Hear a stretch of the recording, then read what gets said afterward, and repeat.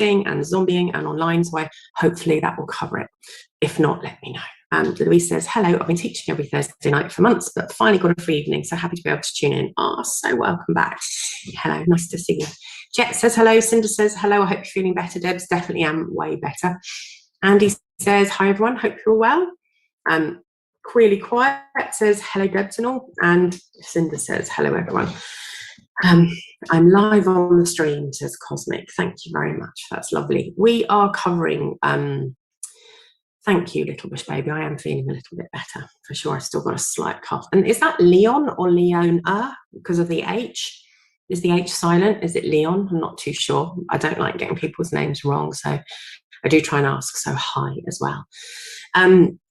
We've got 3 subjects today, and actually we've even got 3 subjects for next week already. How mental is that? That's crazy, isn't it, that we've got next week's picked out totally as much as this time. So please keep your microphones on mute.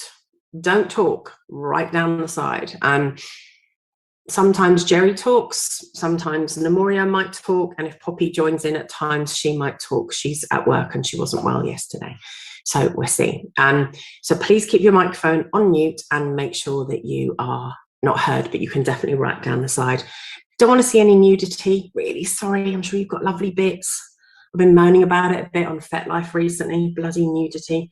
I don't have a problem with nudity. Fucking hell, I really love nudity. Isn't it great? Bodies are wonderful. Yeah. On FetLife, how shocking. I know, moaning.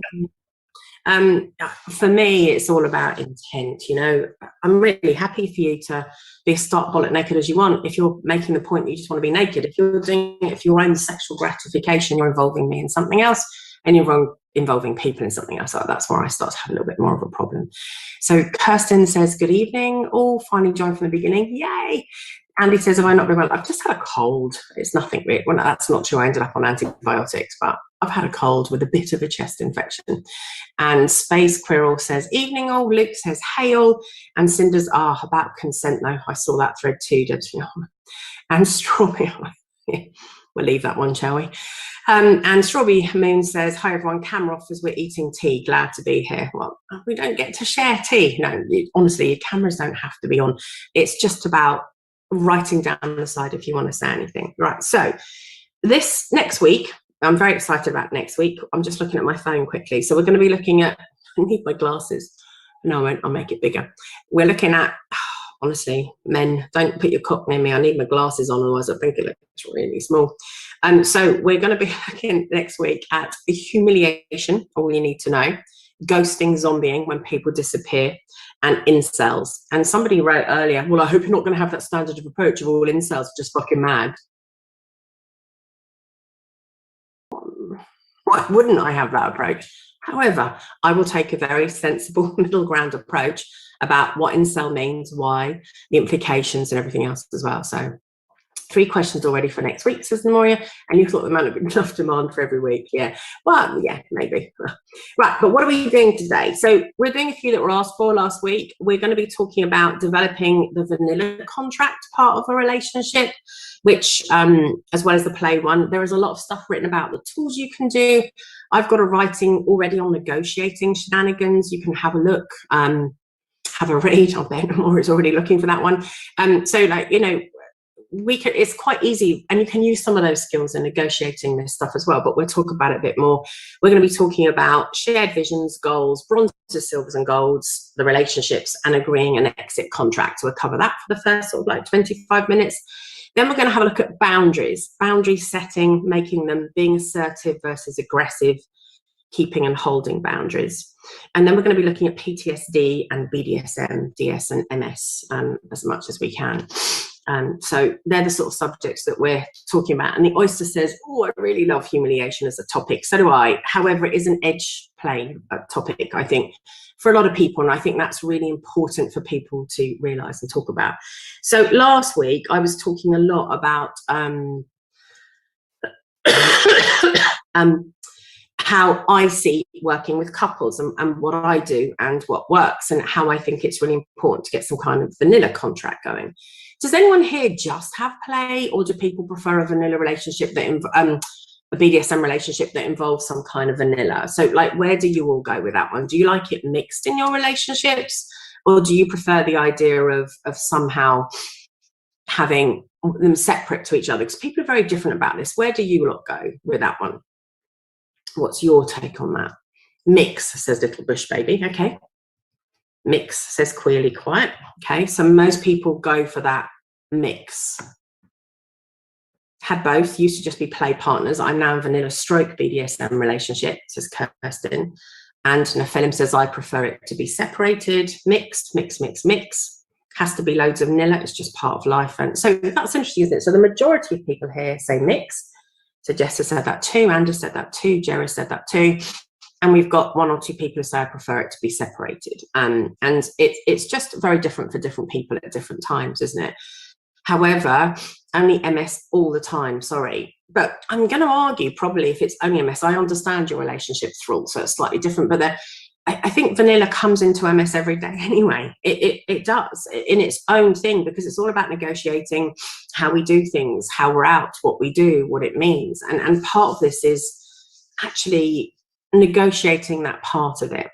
I think, and Luke says mixed too as well. So we're talking more about that vanilla side. So it might be a bit boring for some people who say, no, I only want DS, but I don't think anything's ever boring. I think we can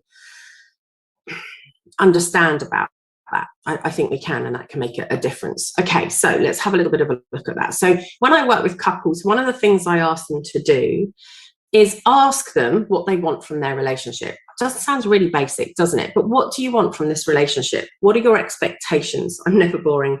Oh, I think I am at times. I've got a lot to say for the shit maybe, but yeah, boring sometimes, but I like that. Though it was hard to get the right balance. It's really difficult to get that balance. That's the point. That's why we need to talk about this. What are your expectations and what are the wants and desires that I have? And then we need to swap that round. What are your goals from having a relationship? Do you want it to be long-term? So we need to sit down, and online you can find all sorts of vision works, goals, relationship goals that can help lead you and do different things. You can look them up. They're easy to find. They're always around if you need a little bit of help with sectioning it out. However, if you don't need help and you want to write that title, is what do you want from a relationship? What do you expect a relationship to give you? What do you expect to give in a relationship? And then how does that translate to everyday bits and pieces? How does that look like? So, for example, if we're going to live together one day, what would that look like? Does it look like we would pay the bills at the same level if you earn 150 grand and I earn 50? Or if I earn 20 and you earn 60? Do we still pay everything half? What's the investment that we both put in? What do we want out of it? How much time do we give each other? And this is the same for poly as well. So it's that whole all-round look at relationships and what is it we want. And then it's about, well, okay, moving forward, what would our relationship look like? How often do you expect sex? How often do you expect play? How often do I want sex? How often do I want play? Do those match up? How much do we want passion and excitement in our relationship versus how much do we want the steady quality? You know, there are so many talks about this as well. When it's like, there's a few, the secret to desire in a long-term relationship is one, and there are loads of others as well, where we're actually really asking is, how do you become my everything, my nothing, or my halfway? I'm not sure it's particularly healthy to be everyone's everything in every way, shape, or form, unless you've got a plan. Should they die? Should they leave you, or anything else as well? It's really important to get your balance right. How do we survive this? What does it look like? We'll come to the exit plan more towards the end of this bit.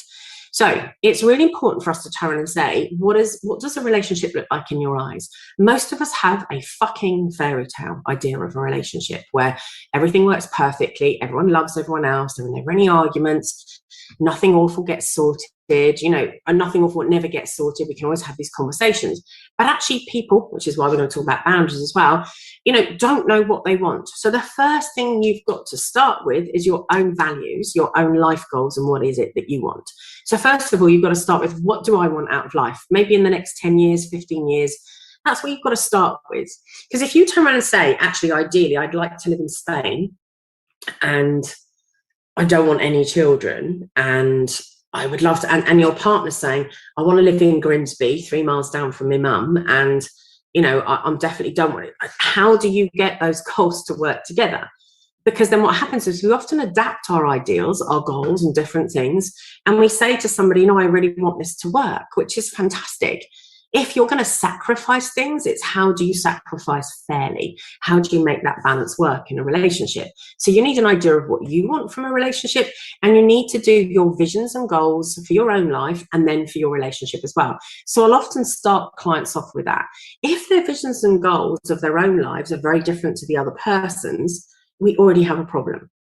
If their visions and goals are really different from what they want from a relationship, we have a bigger problem. And then that's a problem in and of itself. How do we make that work? I think it's really important that we just have, or are able to just have that simple conversation, say, what is it we want?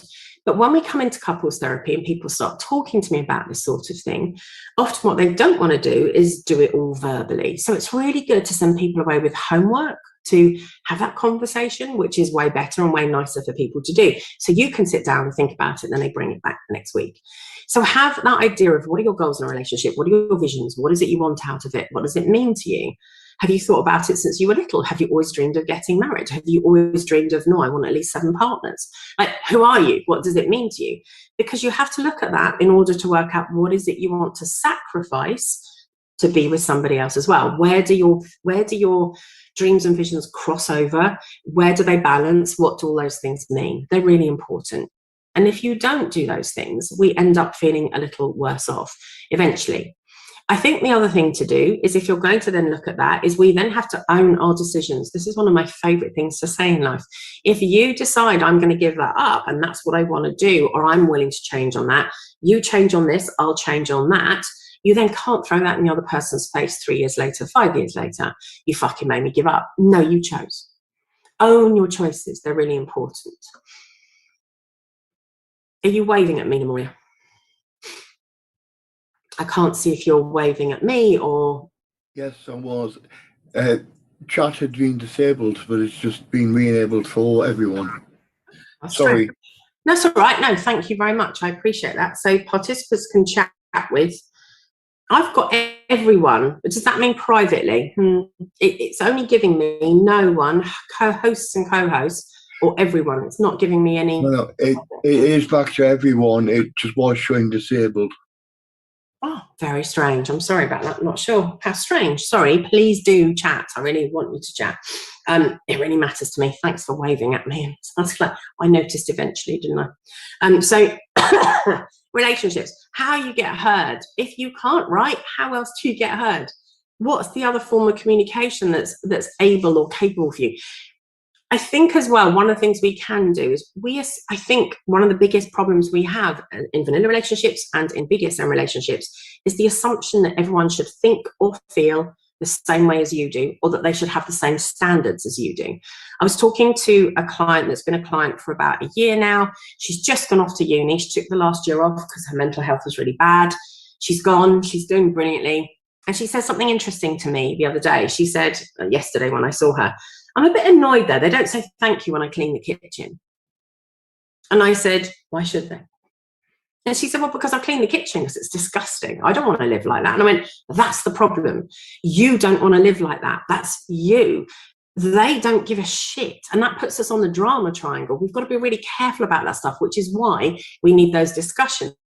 How tidy and clean are you? How much does that matter to you? I want my cushions put back every night on my sofa. I don't want to come down and see them like that the next morning. Blame a bit of OCD. Those sort of things really matter. But then we have a go saying, fuck's sake, you never step up. She could have a real argument with her flatmates at uni if she's not careful. Because what she's saying is, but they should, because that's what I want. And we do the same in relationships, whether they're poly, whether they're monogamous, it doesn't matter what they are, whether they're play, whether anything else as well. So we've really got to be careful about our expectations that we put onto somebody else. But you should talk to me about that. You should do this. You should. When you are saying you should, you must, you ought, you've got to, we've already got a problem because we're putting someone in a corner. So again, in your shared goals and visions and the workshop stuff that you can do, you can workshop this together, is to then turn around and say, what does this look like around all things? It Could be that you just want the bath cleaned each time, but somebody might not do it. So how do you own? Well, they don't want to do it. I don't owe them anything. They don't have to clean it. This is quite hard to think about. I'll clean it before I get in it, and I'll clean it when I get out of it, because that's how I am. That's what I want. Yet your expectations that you have on another person in a relationship really starts to cause a problem. So in transactional analysis, we talk about the PAC model, which is the parent, the adult, and the child. They're three circles on top of each other. And they are our thoughts, behaviors, and feelings that we have experienced from others in the past, from the parental side. That's people, that's our peers, that's our parents, that's our teachers, that's other people that we've watched and learned from and observed. We've got the adult in the middle, which is the thing that kind of sucks it all in and says, where does this fit? What's okay for me right now? And then we've got the child, which is our learned and own feeling-based experience of what happened. So when that person did that, I felt that. When you've got a human being and you've got another human being and you put them in a relationship, and that's just two, we're not even going on to poly yet, what you've got in the mix are 6 PAC models. You've got both parents influencing the child on both sides, and both parents here, and you've got their own interpretation. That's not the way we do things in our family. That's not how it's done. No, Christmas is done like this. How many arguments have you had over silly little things about the way someone hangs a wash or puts up their tree at Christmas, whether it's fake or whether it's real? The principles we live by come into every single fucking relationship that we have. So if you don't discuss it a little bit or kind of work out your own principles together, just the two of you, you're setting things up later for failure, for problems, for issues, for concerns.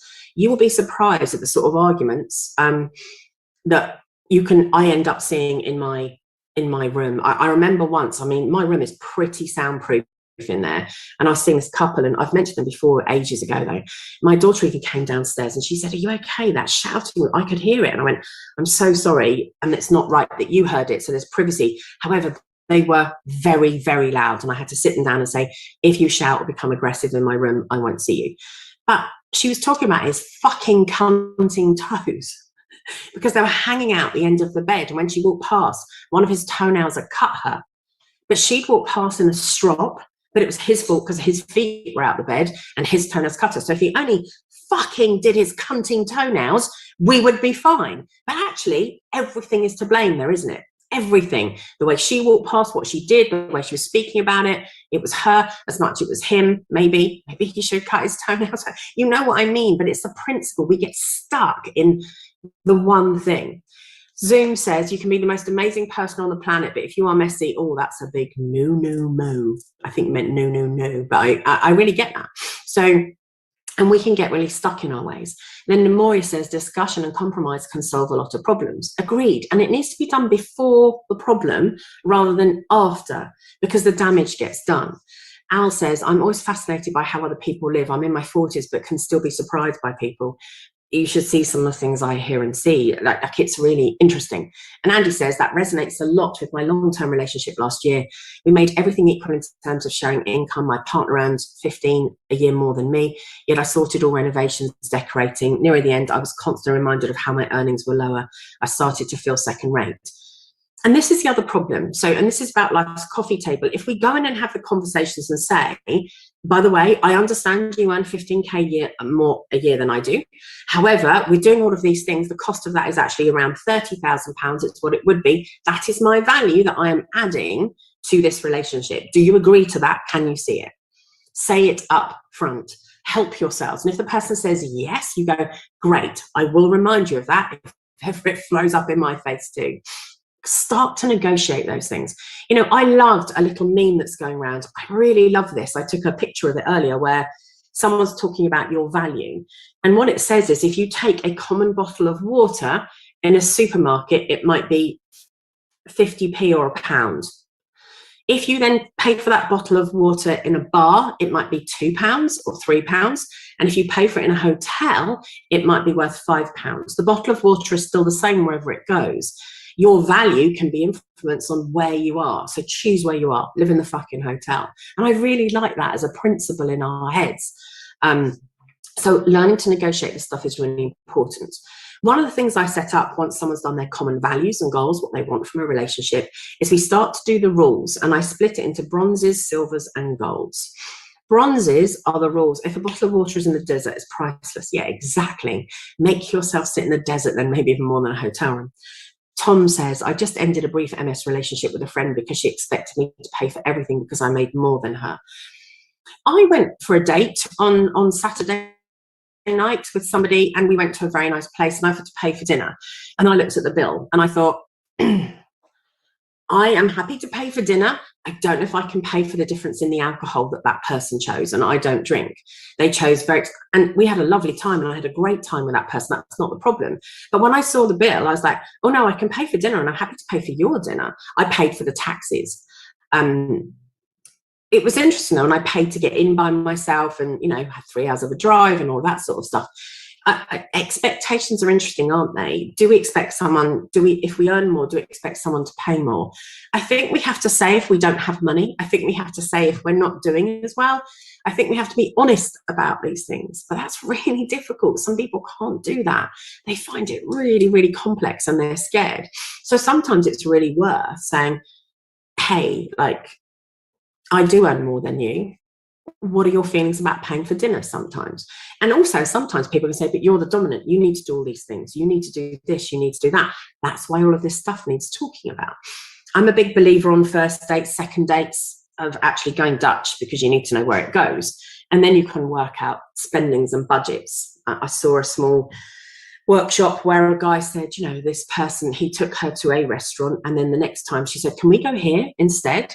And he had paid, and this restaurant was like 2-3 times as much. And he said, that's not in my budget that I do for dates. And she went, fuck you. She got really cross. But then when she saw him becoming quite famous, she got in contact again. It's interesting what people expect, and how, again, this is all about those 3 pack models on one side. It depends on how they've been brought up. Who pays, what happens. It's not necessarily always about the money. It's about the principle for some people as well, of men always pay, men do the chasing, men do this, men do that. I'm not saying that's right. I'm saying if someone's been brought up in that way, it's quite hard for them to get out of it. Andy says, if I drank a lot more, he paid for dinner and everything. Like he really did. And he was very lovely and eloquent, and it was fine. But it's just interesting, isn't it? That difference of, that's £300. I can't do that every week on alcohol. And people can do different things. That's my point. It's all about the discussion and the negotiation, isn't it? That's what matters here. So bronzes, silvers, and golds. Your bronzes are the little things when you live with someone or start to be with someone that might get on your nerves. You're always 20 minutes late. It fucking drives me mad. I hate it. The toilet seat's always up. The toilet seat's always down. You leave your coffee cup in the sink. Whatever it is that you do, they're the little things that drive you mad. The principle of doing this is really simple. Each person in the relationship, and of course there can be 4 or 5 or 6 or 7, I'm basing this on monogamy for the moment because it's just easier to say, that's all. That doesn't mean I'm excluding multiple relationships or polyamory in any way. You can use this in any way you want. So both people go away and write out their bronzes, their silvers, and their golds. Your bronzes are the little things. You might have 30 to 40 bronzes. You might have less. Your silvers are your things. No, these things are going to upset me. These things are going to impact how I am in this relationship. These things, when you do it, are going to make me question myself and everything else as well. And I'm not very comfortable with them. And the gold rules are I will leave you for the shit. This isn't okay if you treat me like this. And you meet a lot of people who say, I haven't really got any golds. Really? So if they murdered a child and brought it home to bury it, you'd be okay with that, would you? Oh, no, Danny, this is stupid. That'll never happen. Yeah, no, I'm not saying it will. However, of course, you've got some fucking goals. The problem is, what we all assume is when we meet someone is they'll never ask me to do that. That'll be okay. I've had sex with someone many, many moons ago who actually, while we were having sex for the last time, told me about one of his fantasies that made him come while he was inside me. Sorry, I'm being really graphic here, sorry. About how he would love to kidnap somebody who was really underage and maybe end up molesting them and potentially even murdering them. I'm underneath this person as they're fucking me. Seriously, no mention of this before in a million years. Does this just always happen to me? Am I the only one? Come on, people, help me out here. Maybe it's because I'm 56. And seriously, I'm like, and he's like, oh, as he finishes, because he's thinking about, I'm like, okay, yeah, I'm just, thank you, bye. Oh my God, what do you do? this shit can happen. Let's just get a bit real. It was a bit mental. He had a beautiful home. I travelled quite far to see him. We'd had loads of conversations. Oh, we'd had a lovely weekend, actually. And that came out at the end. Didn't go back, funny enough, and did warn many people about him because he was all over FetLife and stuff. But yeah, it's scary. I know you said, no, the last time we had sex together, not the last time I had sex. So that makes a difference as well. It's horrible, isn't it? Like, it's not good. I had a partner bring up bestiality fantasy during sex. Yeah. Look, a fantasy is very different to reality. And sometimes I don't want your fucking fantasy in my head. Like, there is that as well. And that's why these rules become rules. So they might be a silver, they might not be a gold because they are a fantasy. Are they always a fantasy? That's interesting as well, isn't it? I'll be checking the local paper to see if anyone gone missing. I did have conversations with certain people, believe me. I took quite a lot of action on that one, but that's not for here. So bronzes, silvers and golds. So there's little things. So you write them down and it might be that, what do you mean? How did I communicate with him about it? How? What do you mean by that question, Naomi? Sorry. Kirsten says, my current relationship started purely mistress and sub, meeting every month. Over 2 years, it's become a full-time relationship encompassing vanilla life as well as RDS. I'm finding it hard to navigate the realities of life. Changing from the full-time dominant to sharing the costs of life is difficult. As the dom, I pay for meals 50-50. I believed my role. Now as a vanilla couple moving towards living together, I earn a lot less. I don't know how to broach that directly, Kirsten, or recommend that you go and see some kind of transition therapist that will help you with 6 sessions or something to help you transition from power exchange to equality with a power exchange feel to it, and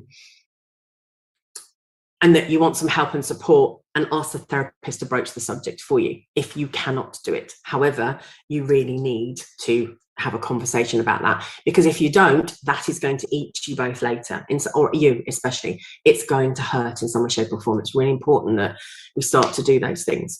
So, what did I tell him? I left very quickly and I contacted him and I said, I felt that was utterly inappropriate, shouldn't have brought it up. It was abuse, it was abusive, the way I experienced it. It was totally inappropriate. And I will never see you again. That's what I said. I'm pretty direct over these sorts of things. If I'm interested, I'm interested. If I'm not, I'm not. And that he said, oh, I thought you were open-minded. I went, no, fucking put that shit on me. But anyway, as I said, that's not for now. That's just an extreme example.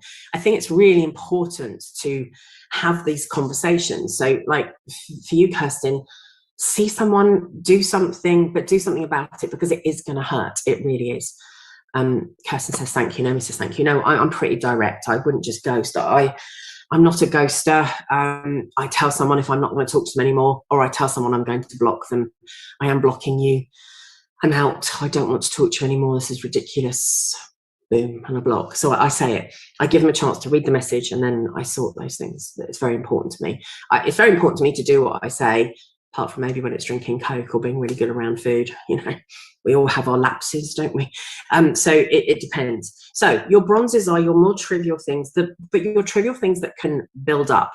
Little things like you sit down for a piss and nobody's replaced the toilet roll. Fucking hell, like, am I going to stand and drop and drip for a few minutes, or I've got to reach over there, which means I'm going to piss on the floor. It's small things that wind us up that really get to stuff, or my knickers are just going to be damp, or fuck it, I don't care. Like, it doesn't matter, does it? Or is there a towel? Can I use the hand towel? Will anyone know? Don't ever do that, but you know what I mean? I'm just taking the piss a bit.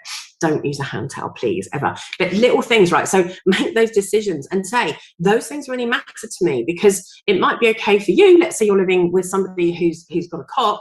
You can shake it and go. I have to wipe and go. You might want to wipe and go. Just fucking put toilet roll there, please.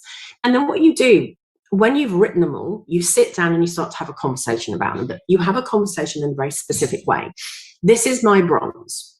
You're not allowed to talk to each other. The person says they're bronze. And when they've said it, take a moment. The other person says, okay, let me repeat that back to you to make sure I've totally understood it. Let's say it was toilet roll. Let's take that one. So I heard that you get annoyed because there's no toilet roll left. So if I finish the toilet roll, you want another toilet roll to be put on maybe, I don't know, for the next time. No, I didn't say maybe, absolutely each time, please. And actually, I would like the toilet roll and the recycling and the paper around the top, whatever. Okay, let me repeat that back again. So it's really important to you that if I use up the toilet roll, that I tell you, no, I want you to replace it immediately. Oh, okay, hang on, right. So if I use up the toilet roll, as soon as I've used it up, I swap it for a new one and I put the rubbish in the recycling. Yes, okay. Now, when the person's got it, Jerry's clapping, we then have to say, is that something you can agree to? Or is that something you want to negotiate over? No, I can fucking do that. I'm going to hold that one for a minute. Can we negotiate over it? I might want to swap it in a few or whatever. Okay. Ask the person if they can agree to it, what it means, everything else as well. So you've got to really check the understanding and play it back. Because if you say to somebody, hey, you know, I would like you to tidy your bedroom. And I used to do this with my kids. I've said this a lot here. Can you just tell me what you think I just said? Because sometimes I'm not clear. Own it, right? Pretend. You said I've got to tidy my bedroom by the weekend. No, I said by 4 o'clock today, actually. So can you tidy your bedroom, please, by 4 o'clock today? That's what I would like to happen. Yeah, all right, I'll fucking do it later. No, 4 o'clock. Is it 4 o'clock? Yes, okay, 4 o'clock. Thank you. Because when we negotiate, we often think we've said something. We often think the other person's agreed, and they have not. And Jerry says, I think not replacing an empty toilet roll more than once is probably a gold. You'd walk out at that one, would you? Karis agrees. You two should live together. And Tom should join in. Toilet roll is a big deal. Should all live together. And Naomi goes with, can I negotiate? If I'm in a hurry, could I put a new toilet roll on the back of the toilet instead and put it on the roll later? Exactly that, Naomi. Fucking good example. Or whatever. Yeah, but like my toilet roll it's who gives a crap. So it's all beautifully, you have to put your finger in, take the paper out, unwrap it, then put it on. And I'm even a person that likes to rip the first thing so the next person doesn't have to go, oh, fuck it, I've now got to unwind it 3 times to make it all match up. Al says, my ex-husband was always saying I'd agreed something when in reality he just browbeaten me into an argument. And we're going to talk about holding boundaries in a minute. So that's what you do with bronzes. You do the same with silvers. You do the same with golds. And when people say I haven't got a gold or many silvers, we have to say, when we start talking, I'm an over toilet roll person. I'm not an under, sorry, I'm an over. You know, I have to go under sometimes with one piece to make it match up, but I'm an over. You know, right? So you've got to laugh at these things, haven't you? But this sort of shit, or shit all over your hands, however you want to put it, it's the stuff that causes major fucking rows in a house. That's what's so bizarre. Over it's the law. See, it's the law. So you're going to shoot someone if they don't. Like, it becomes ridiculous. We get really obsessed about this sort of silly stuff, which is why if we have the conversation, we know. Like, your socks, can you please not leave them on the other side of the bed, rolled up when you take them off? I don't want to trip over them, and I don't want to pick them up. And I don't want to pick them up because I feel like they could walk to the fucking place by themselves, or I can smell them from here, or they're still damp. Put them in the fucking wash basket, please. And it becomes a major row. Whereas if you do this, it isn't. It makes a difference. Naomi says it's the ability or incapability of talking, communicating, and working these things out. It is. However, by sitting and trying this, we can. And if you can't, you go to a fucking couples therapist who can. Karis says, our worst ever arguments have been over the washing up. Yes. Recycling is one of the biggest arguments in houses. Isn't that crazy? And I don't blame people, actually. Can we get really sexist and gender-based? There are blue jobs and pink jobs in every house, aren't there? It's a blue job to take the bins out. It's a blue job to do the grass and the gardening, unless it's putting sweet, pretty flowers in. That's a pink job, isn't it?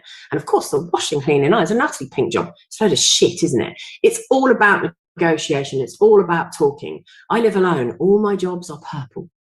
That's it. That's what they are. And actually, I can be better at some people in carpentry. Exactly, anymore. There are just jobs to be done. So it's always about talking about these sort of things, because what you might have, again, which is what I said at the beginning, is a different approach. I like to get jobs done. Andy and Brian were here earlier, and it was interesting. So that's my daughter and her partner. And I said something and I did it. And Andy went, see, that's where your mum's really different to us. And I said, why am I different? He said, we talk about stuff and we never do it. You just do it straight away. And I went, Yeah, there's a real difference in that. So if you ask me to do something, I get it done. He said, can you get me 3 of those plants to put in the front? And I went, yeah, they're already ordered. Like, it's done.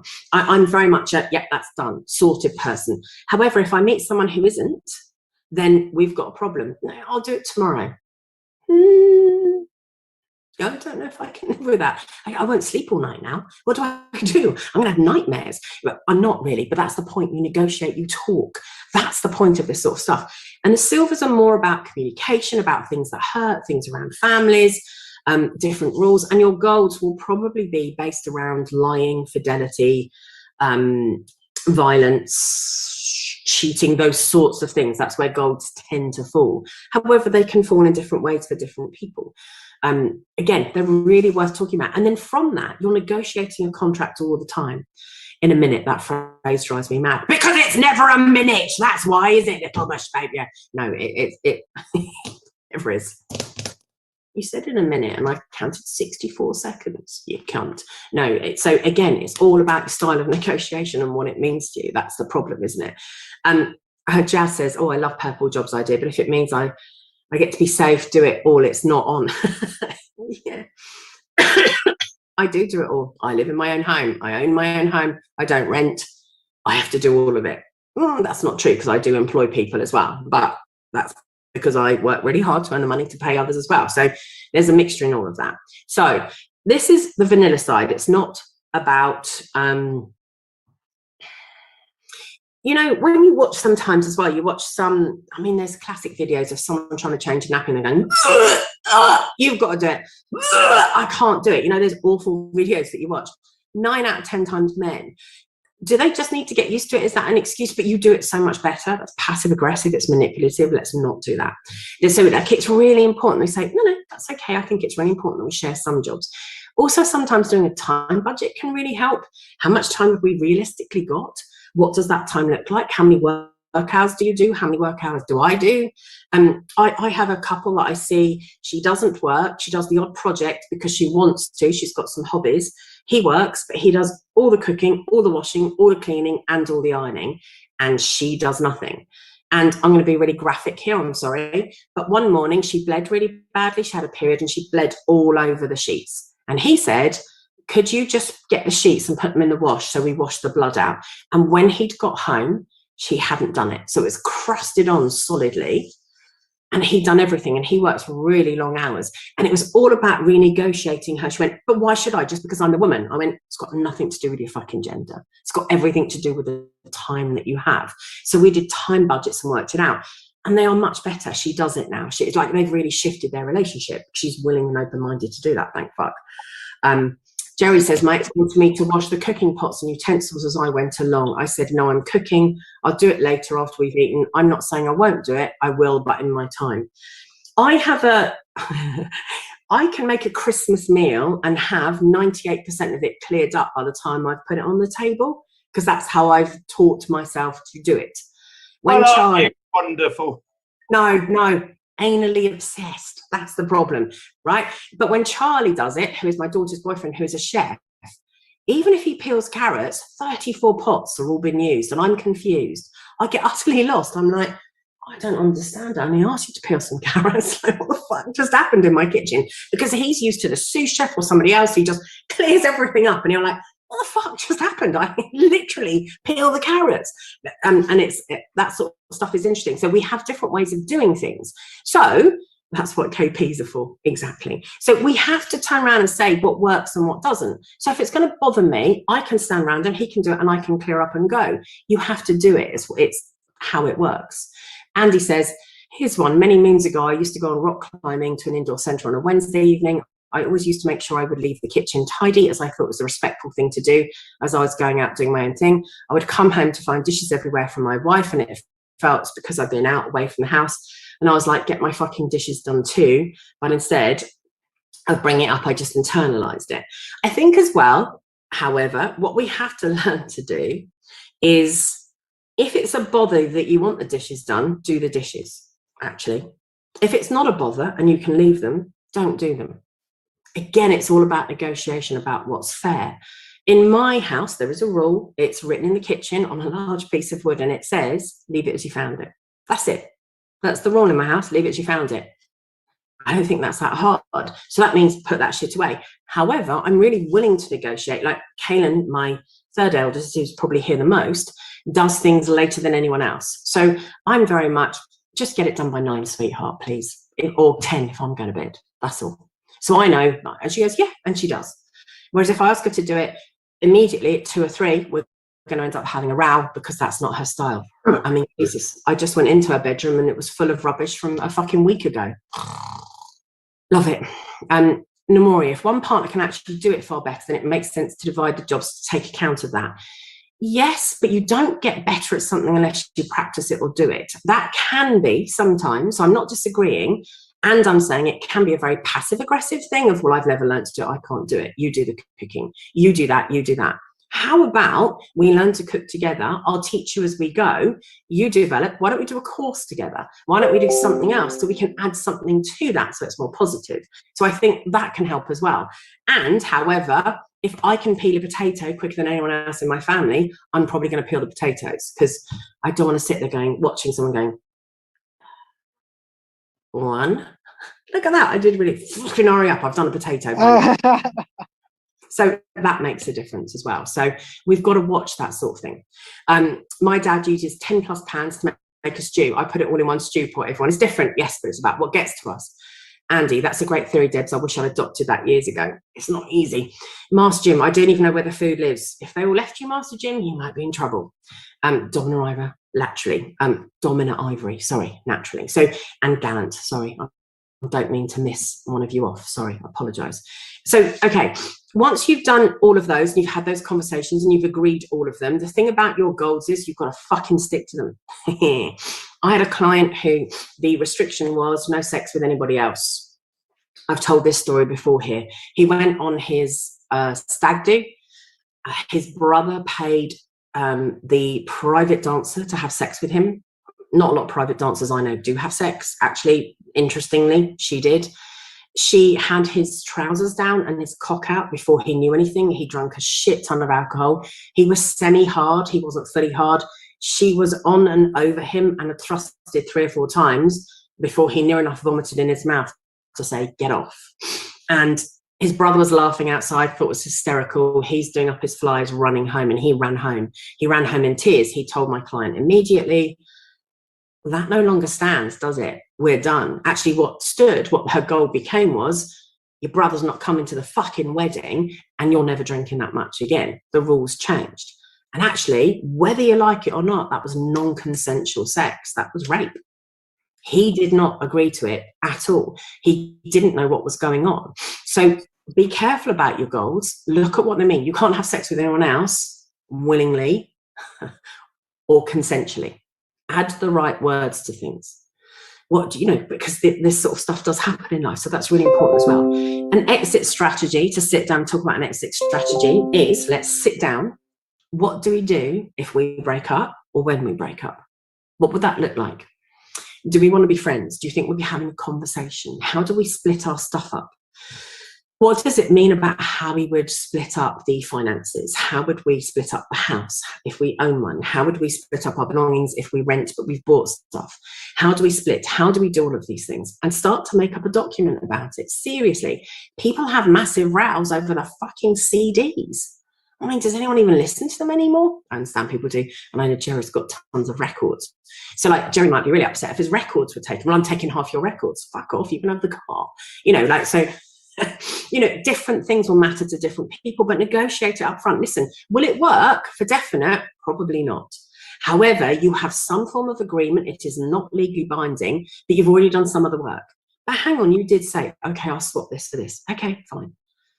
When my ex-husband and I broke up, he said, I don't want anything. I said, that is ridiculous. We've got so much in this house. He went, fine, I'll take half of everything for the children, everything. And he didn't come over. He didn't help. He didn't sort any of it out. And I put all of the stuff, we had these massive double garages in this place at the time. And I put everything he wanted in there. I sorted it. I washed it. I tidied it. I got it all ready. And on the day we moved, I said to him, what time are your movers coming? He went, they're not, I can't be bothered. And I was like, okay, so I had to pay so much more to get people to take it into storage. Because then legally what I then had to do was say, your stuff is in storage, you have 14 days within which to pick it up, otherwise I'm then going to give it to charity or whatever. Or, you know, and fuck, it gets really complex. So really think about the negotiations, about what you're saying, about how do I keep civility? Will we see somebody? What will that look like? So do a full exit strategy. People say, but that's really upsetting. Yes, it might be. At least it shows you why you should fucking be together then. That helps. Luke, you said it's sad when you let gold slip too. I'm very, very seriously going to say, don't let a gold slip. If you mean that's a gold, it's fucking gold. If not, it's a silver. If you are saying this isn't okay, this would make me leave a relationship, and you say, actually, no, it won't, I want to stay, you didn't mean it. Like, that's a big deal. So at least we negotiate at the time or do something. So I think it is sad. It was a gold for both. I don't really know what you're saying there. I don't really understand what's going on. So I appreciate, you know, it's private and everything else as well. But, you know, we often want to stay together for the sake of it, for the love. Love does not maketh a relationship. Love is, I don't know if you know Esther Perel or any of the work she does or how she works as well, but she talks about love being a verb. Love isn't anything else. It is a verb. It's not a permanent state. It's not a permanent state of enthusiasm for us to use in any way, shape or form. I love what she says. It's not about finding the right person. It's about being the right person. It's about you. It's about your shit. If you just want to be dazzled, then fuck me, you'll have an adventure. You'll be infatuated. That'd be lovely, wonderful. Thank you very much. You'll have a love story, but you won't have a life story. They're very different things. And people get very bored of, because they want new relationship energy and they want it all to be really different. So a life story is very different to a love story, if that's what you want, and you may not want it. And that's what we're respecting here as well. Jess says, it's so hard to know what kind of relationship you would want a relationship with them after. What happened to make it end? Yeah, that's very important too, but that's something to think about. You know, so like my daughter has this partner called Andy. Andy's probably closer to me than he is to his own mum. And him and I have actually had a conversation instigated by me. What does it mean if you and Bria never break up? And he went, what do you mean? And I said, Andy, you know enough to live here. You are in our family all the time. You've been together for 7 years. You ask me for advice on everything. You depend on me for so much, which is beautiful and lovely, and I love you. If Brian ends a relationship with you, I would keep a lot of that going. If you cheat on her, I probably wouldn't. There's a difference. Or if the relationship just dissolves, I might still be here for you. So you have to talk. You have to, emotions definitely evolve. So yes, we evolve as humans, and surely emotions evolve too. Emotions never stay still. Emotions change all the fucking time. The word motion is in the word emotion. Emotions are responses to things. Feelings change, respond, you know, they're slightly different. So emotions are moving all the time. They're physiological responses. Feelings are also choices. Oh, this is, watch 30 people turn off right now. So if you, when we are in a depressive state and we're seriously depressed and we're not feeling good, it's almost impossible in that moment to change our chemical state. It's really hard. However, if we learn how to change our chemical state before we go into that state, we have more chance of actually feeling better at that time. I know a lot of people don't like that one. It's the same for this as well. All exit strategies are important to have. Yes, discuss everything, pre-mortem, every possibility. So that's really takes us very nicely on to talk about boundaries and what they mean. I would also, if you want, if you go to pairs.com, pairs.com /toolkits or toolkit, I think. I love Pairs. Pairs is a set of classes that are done in America. It's not in the UK, but they give you lots and lots of tools. They talk about lots of things. They talk about talking. They talk about a daily temperature reading. How are we doing today? So every day you look at this sort of stuff. They talk about the emotional jug. They talk about the love bank. They've got all these little techniques for people to learn and use as couples. They're really wonderful, on top of the therapist one I gave you last week. But the emotional jug, does it need emptying? How are we doing? What are you mad, sad, bad, glad about? Like, how are you? What needs doing? What needs sorting? And they give you lots of things to use. And I really, really like Pairs. It's simple. It's easy. And it's got a whole load of stuff. So again, pairs.com, toolkits or toolkit / before. I like pairs. I use it fairly often, and actually lots of couples therapists do, if they've heard of it.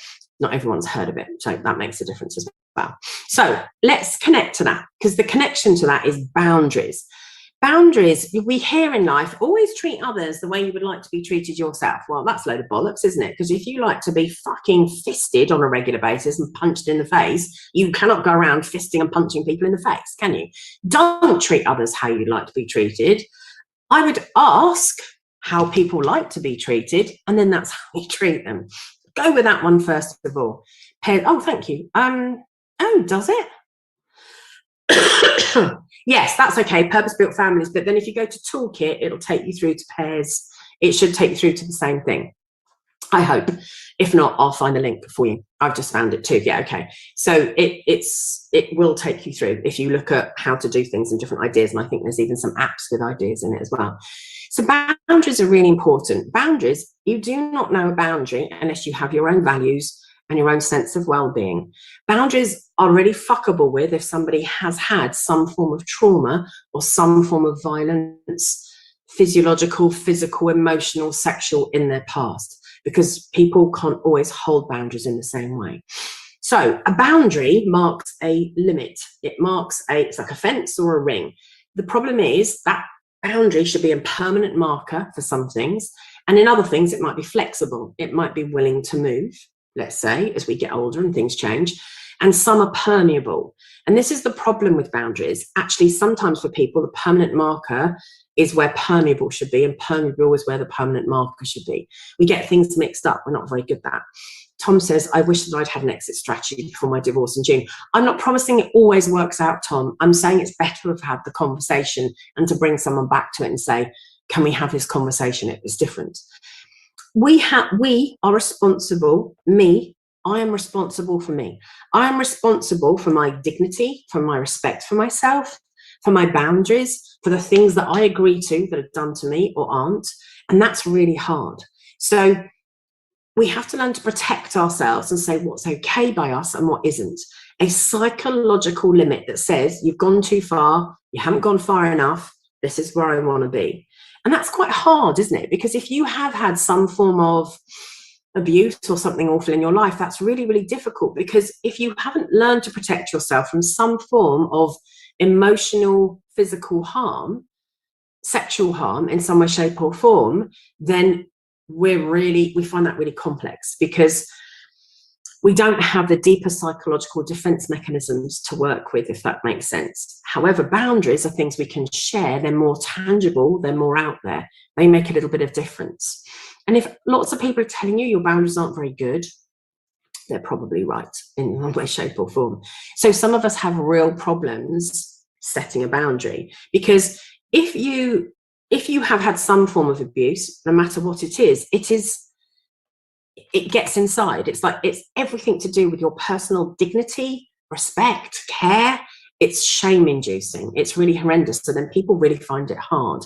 So the other thing we've got to think of as well is some people's defense mechanisms, survival mechanisms, if you want to make them positive, are actually set up in childhood, which is very different to what we probably want as an adult. I'm just going to make sure that everyone's on mute. Right, put everyone on mute because I could hear some noises. Sorry. So our survival mechanisms sometimes are the sort of stuff that if you think of people like trees rather than linear, tree rings. If you think about tree rings about being in utero experience, even before that, even in your mother's womb, your grandmother's and everything else as well, all the expectations that we have, then we have the birth, then we have all these lines that we have as we go into our ages as well. What's fucking ridiculous is that tree is really precious because it's you. However, all those rings are integrated. It's not something you left behind. It's something you still have an experience. It's within you rather than something you left behind. I prefer to see people like that than I prefer to see them as linear. When I was 2, I'm still 2 in many respects. Even in me now, I'm still have that 2-year-old. I have that experience. It makes a difference. And some of those rings aren't very good at being boundaried, and some of the rings might be very good at being boundaried. They might be over boundaried, in fact. So the problem is for a lot of people when they're not very good at holding boundaries is because they don't feel that they've got any self-worth. They don't feel that they've got a connection to themselves, that they're okay. And that's difficult, isn't it? And you must have all heard the flight metaphor, whereby you need to put your own oxygen mask on first, because you need to be solid before you put someone else's on. Because if you wait, your brain's going to start to disappear, because you're not going to feel very well, because there's no oxygen in the air. Your brain will absolutely start to frazzle after a few seconds. So actually put yours on, then put your child's on, because that's the way to get. We are responsible for ourselves. Even if we have a very negative belief of ourselves, that's all about working with the therapist, trying to work through some sort of boundaries. I think as well, for me, I often talk about boundaries rather than a no entry sign as a red love heart. That's the way I see boundaries. They come from love. They don't come from fear. They come from, no, I'm saying that because I love myself. I'm saying that because I matter. I'm saying that because it's really important. So I don't see boundaries as as a very big no entry sign. I see them as a big red love heart, because that's what really matters. And you might have broken boundaries in your past. You might have lost your values because you might not know how to feel them or what to do. And sometimes we might set aside our boundaries because we feel that someone else is hurting, and sometimes we won't. And people can think you can be quite cold-hearted sometimes, but boundaries are really important to hold. No, I'm not doing that. That's not okay by me. I don't want to. Please don't do that. And then you get attacked often. So people like to attack you when you hold a boundary. I was called a Karen. I wasn't quite called a Karen, but I was called a Karen yesterday on FetLife because of how prudishly I feel about people's tits out in restaurants, regardless of their gender. I don't even give a shit if your tits are male, actually. I don't really want you going to the supermarket without your fucking top on. I am quite prudish. Put your sweaty body away, put a t-shirt on it, and then you can touch the frozen peas. We're all different about how we see things. That's my opinion. I'm entitled to that opinion, and I'm okay having that boundary, and I'm okay putting it in for somebody else, because actually most shops will say, put some clothes on. They will. So it's all different. So it depends how you feel. It depends what you want to do. You can't stop someone from doing something often, but you can pull away and say, I won't go there then if that person isn't willing to hold that boundary, or I won't do that. But often that can mean leaving someone, changing a relationship. People don't want to do that. They're really frightened about that sort of thing. So there's a difference between a human being who has very clear boundaries and wants to hold them, and between somebody who will tolerate anything, the yes person. Yeah, it's fine, whatever you want, the fawner. So there's a big, I shared someone's writing about fawning on FetLife ages ago, and it's such a brilliant piece of writing. It's not mine at all. It's a brilliant piece of writing. It's all about how we just want to please people sometimes if we've had some kind of trauma.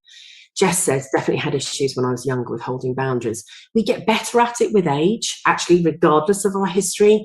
People who are older get a lot better at holding boundaries, and that's why it can cause arguments in families and things. And we also,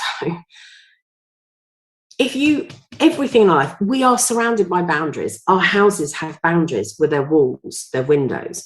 Our bit of land, our bit of garden has a boundary. Our drive has a boundary. Your workplace has a boundary. We have boundaries wherever we are, wherever we go. They're quite a normal part of life, but a lot of people don't see it that way. They don't see that it's there. They just say, that's not something I can do. But if we are really frightened of what other people think of us, we find it really, really hard to hold boundaries. Your boundaries will vary greatly on what sort of human being you are. They will, massively, depending on what you put up with and depending on what you're okay with. If you remember, I said last week about therapistaid.com, there's some really good sheets in there all about boundaries. What are your personal boundaries in relationships? What are they? What rules do you want? How close do you want someone to be? A lot of people, when they're doing a workshop, they do the whole exercise of pick a partner, walk towards the partner, you say when the partner's too close, and walk quite quickly. Now, some people will be like, fuck, you're right in my face, stop, go back. That's where I feel comfortable. And other people are okay nose to nose. So, but then both have to be okay nose to nose. It makes a real difference. Yeah, but I'm not okay nose to nose. You are, I'm not. I want to take a step back. That isn't okay by me. So we have to work these things out. What is a sign of a healthy relationship? Can people say no? Do people say yes all the time? What does it look like? What's an example of a healthy relationship boundary for someone else, even if it isn't for you? Have you seen it? Makes a difference. Sorry, Namori, I missed your comment. You said, An exit strategy before we moved in together. It mostly worked despite a really nasty breakup. The strategy helped us develop a workable relationship for sorting stuff out. And that's the point of it. Do you know, couples therapy does not guarantee that it will keep you together. What it says is, we will help you communicate should you stay together or not. That's it. That's what we're offering. We're not offering a miracle cure. Can't be. Like, you know, the amount of people who say to me, oh, our sex drive is really different. Can you help me? If you bring hers up to here, maybe I'll just bring mine a bit, or bring his, or bring theirs, or do this. Nah, we might be able to do a little bit of this, but that's about it. The gap will still be there. So what's your boundary around sex? Well, do you know what? That's an interesting one, isn't it? What we need to find out is what's normal to you. Normal? How often is normal to you? What is it you want? And what are you willing to compromise on? What are you willing to put up with? And that's how you then start defining boundaries in different ways. But your values are the things that define your boundaries 9 times out of 10. That's what will make a real difference. People can be too rigid on their boundaries. They don't ask for help well. They don't get help well. They're not very good at it. And that makes a difference as well. But as I said, therapistaid.com, look up boundaries. You'll find some great little bits and pieces around boundaries there, which I like. However, please remember, thank you, Namoria, for that piece on fawning. Being assertive is very different to being aggressive, and being aggressive is very different to being assertive. You can look at books like Nonviolent Communication. You can look at bits and pieces around. There's a difference between nonviolence, assertion, gentle assertion, strong assertion, firm assertion, which is different to aggression. So assertive behavior is much more about respect, much more about calmness, much more about communicating in a very different way. So they're just different responses that we've been taught. Some people are taught to be aggressive. Some people are taught that that's the way to handle a situation. Some people are sort of, okay, right, that's not okay by me. So that assertive behavior is much more positive. It's got a different feel to it. Whereas aggression is pretty negative. We don't need to be violent. We don't need to be aggressive. It's okay to be angry. I always say this. For me, it's a bit like verbs, nouns, and different things. Aggression is the doing of anger. We don't need to do anger. It's okay for you to be angry. You don't have to do it. There's a real difference. Your feelings are valid. That's okay. However, your aggression isn't welcome. Assertion, being assertive, is about holding on to your boundaries, standing up for yourself, and saying what's right for you and what isn't. It's really important that we feel those. And it makes a difference. So how we say things is really important. You've got to know what you want, and then you've got to know how to say no and how to do it. It's okay to say, actually, that isn't okay by me. Thank you. No. It's respectful. It's careful. Aggression has no regard for anyone else. It attacks, you fucking didn't do this, you should do that. And actually, aggression is really ineffective as a form of communication. It makes matters worse. Whereas assertion is much more productive, positive, and helps things carry on. So we have to be really careful. But I would look up all sorts of nonviolent communication. I would make sure I look up the difference between assertion. I would look into my own life and have a look back and say, have I experienced being assertive, or have I experienced someone being aggressive? What is the difference for me? What would it sound like? How it would work? I remember being in bed with someone quite a few years ago. Says a lot, but I remember being in bed with someone quite a while ago, and what was interesting is he got up and I said something about, actually, no, let's take a different example. This is a really simple one, actually. I was flipping through something on my phone and I was in bed, same person. And a message came up from Brian and Andy, and I flipped it up. Then another message, flipped it up. My family message is, I haven't got any at the moment, but like my family, oh, I've got 2 actually. My family messages are really quite busy and active. There's always a lot going on in them. You know, that's just from today. There's a lot that it's busy. So it flips up quite a lot. And we were playing a game together because that's what he wanted to do. And I flipped them up and he said, what are those messages? And I said, don't know, they're just family messages. And he said, that one was about me. And I said, no, it wasn't. And he said, it fucking well was. First mistake, we've now become aggressive. Doesn't need to say that. What he could say is, okay, my fear is they are about me. And I understand that's my shit. And I'm sorry, I feel very uncomfortable. And in that case, I might have said, oh, have a read, I'll show you. He didn't. He went, it fucking was. He got cross. And I went, oh, okay, that's not okay. So now I'm being assertive. That's not okay by me. I'll tell you what's going to happen next. I will open that message and I will show you. However, if I have to show you that message, we're done. I'm out. Because there've been a couple of things that had happened up until that. Like, Domina Ivory's gone, that's a bit extreme. It was the end of extreme, I promise you. It was just the end of quite a few things. That's why I said, so if with everything, the insecurity that you're showing, all those things, and this aggression that you keep, losing your temper and these things that you're doing, I'm telling you now, there is nothing in that message. If you'd have said it differently, I would have shown you anyway. You've sworn at me, you've got aggressive straight away, pulled away, got really cross. That message was nothing to do with you. If I show you that message, do you get that we're done? Yeah, right, of course we are. And he rolls his eyes. Interesting. I showed him the message. Nothing to do with him. It's all family stuff and whatever. All really normal stuff. Okay. And the next day I said, when are you moving out? Because he'd come to stay for quite a few weeks. Stayed a lot longer than he wanted to. And, you know, I'd already discussed this. I agree with you, Domina. It's a fucking golden rule for me. It's an absolute no, I'm not having it. I mean, he was twice the size of me as well. I'm going to take into account of that as well. It makes a difference. I don't care about equality when it comes to that. He could fucking hurt me. There is no equality in that. None. And that's what we have to think about as well. And he got an Airbnb and I moved him out that day. Gone. I'm not having it. I even drove him there because I wanted him to be gone. And then when I dropped him off, this is the irony, because I was actually going to London that day anyway, and he was going to go to London, got an Airbnb that day, made him pack all his stuff, made him go.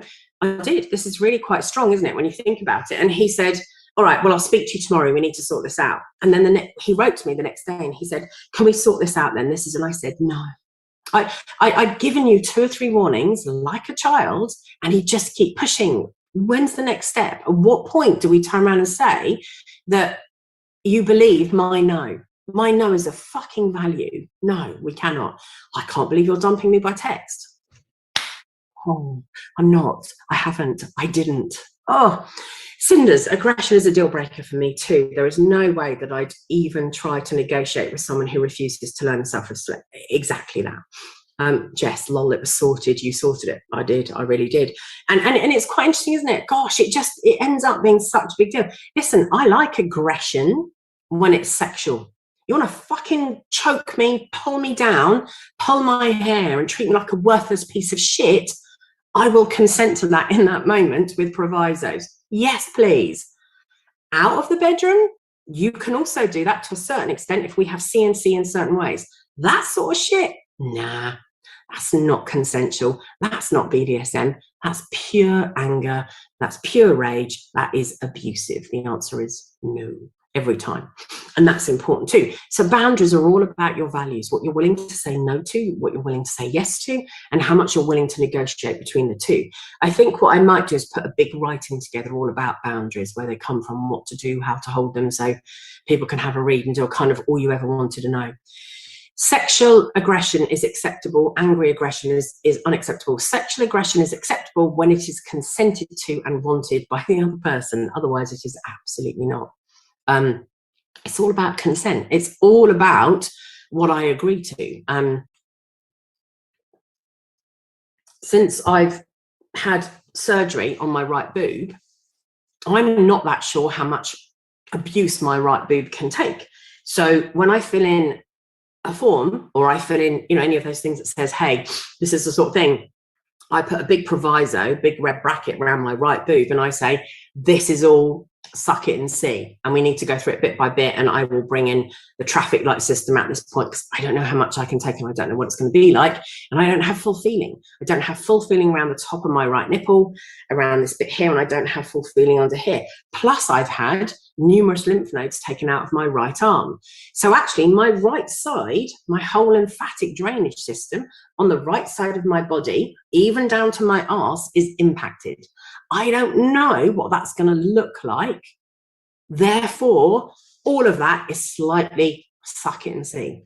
That's the impact on play. That's the impact on those sort of things. I won't let people take blood out of my right fucking arm. Why would I let you beat the shit out of it? So I've got to be a bit more careful nowadays. So I'm not sure what that's going to look like yet. So again, that makes a difference too. We have to know, and we have to be sure, and we have to work it out.